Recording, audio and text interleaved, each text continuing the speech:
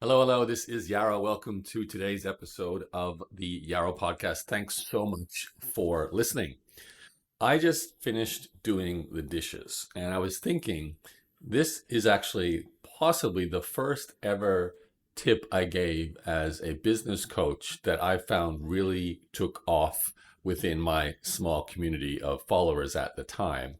I shared it in my newsletter. It's probably 20 years ago, very early newsletter.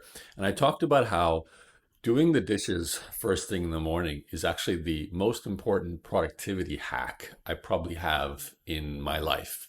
Because by taking that step and putting into movement and action that gets my energy going, that gets the dopamine release of completing a task and completing the dishes in this case, it makes me want to continue doing things, to continue to get that feeling, to continue to get work done. And that transfers, of course, to all the tasks related to my business.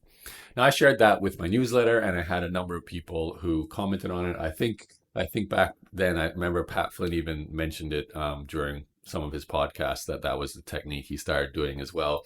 And I have to laugh because I will deliberately go to bed leaving dishes dirty on the kitchen sink, partially because I don't feel like doing it before going to bed when I'm tired, but also because I know it's an important thing for me in the morning to get done. Now, some people are completely opposite. They like to wake up to a clean kitchen. Seeing a bunch of dirty dishes sitting there when they wake up is like a nightmare for them. I don't mind as much because it gets me going.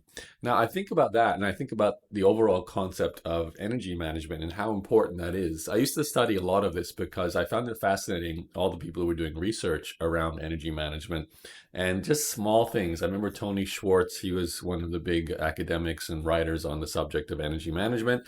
And he talked about the idea of recovery. That was his main concept in one of his books. And he studied athletes, in particular tennis players. I'm a huge tennis fan, so I found that study very interesting. I won't go into the whole book, but the basic idea is the peak performers have an ability to recover really well in very small micro bursts. So recovery is actually key to performance. So being able to switch off from something mentally and physically is actually important if you want to perform at your peak, no matter what you're doing, whether it's an intellectual task or a physical task. And the better you are at that disconnecting, the better you are at recovery, the better you are at performance. Now, a lot of people think they're recovering, but they're not really. They're still engaged, maybe mentally in something they're doing, or maybe physically something they're doing. The real key is to completely disengage from something so that you get that genuine recovery. Now, there's some obvious things. Having great sleep is, the big example we've got in our lives. In the case of the tennis players, it was being able to separate what just happened in that point, completely disconnecting from it and starting the next point. And I think when it comes to, what my own brain, I think about this with how I work.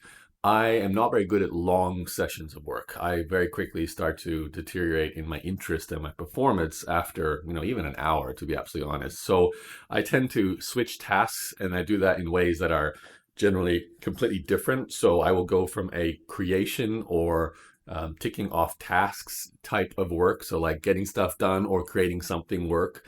And then I'll switch to going for a walk and consuming content. So it switches my brain from creating and doing to just consuming and thinking, and also, some sort of exercise. Sometimes exercise is completely disconnected. That's why I like doing classes at the gym because it forces me to focus on what the teacher is telling us to do. So it's a complete disconnect as well. Um, Energy is also important because we all function differently. I'm what you call a night owl. I get things done after 10 p.m. I will often spend a number of hours just sitting on the couch doing more work because it's the feeling I'm looking for. I'm good at working at that time. My energy is good. I can be creative at that time. Some people are just completely done. At the end of the night, they just need to be going to sleep and resting. I'm the opposite. In the very early morning, I'm just not good at doing work. Like what I'm talking to you right now is the first piece of work related tasks I'm doing, and it's just after doing the dishes, of course. So I think it's important you look at your own energy patterns, your own ability to recover when you work best, morning, night. Are you good at switching tasks? Are you forcing yourself to keep working when maybe you shouldn't be doing that? I think that's a big problem for a lot of people, and you don't realize. And this is what the studies show: the degradation in the quality of your output as you move past your base level of performance. Ideally, as soon as you leave your peak level of performance, you want to start potentially switching tasks. But if you're pushing yourself into hour 2, 3, 4 just to try and get something done, you're really doing yourself a disservice. Now, obviously, there's deadlines and things that might force you to do that, but generally speaking, you're better off and will have a much higher quality output if you do short bursts and switch tasks and switch parts of your body, from intellectual work, physical work, and so on. And that's just what the studies show. I've certainly felt that lines up with how my body works as well. I can't do an 8-hour day doing the same thing. I don't know how people do that in a career job. I mean, they say people who work 8-hour shifts in a lot of sort of, I guess, thinking jobs are not really doing their job for that 8 hours. There might be 3 hours of productive work amongst a whole bunch of other stuff. And even the physical work, people who are doing 8-hour shifts are absolutely exhausted at the end of that much physical labor. So, we're not built for either extremes, and we should be switching and mixing up and having a lot of recovery. That's my message for you today. Take it with you. You do your best work when you do your best work, but you also do your best work when you've had time to recover and you get to go into that peak state, whatever it is, for a short period of time. Thanks again. My name is Yarrow.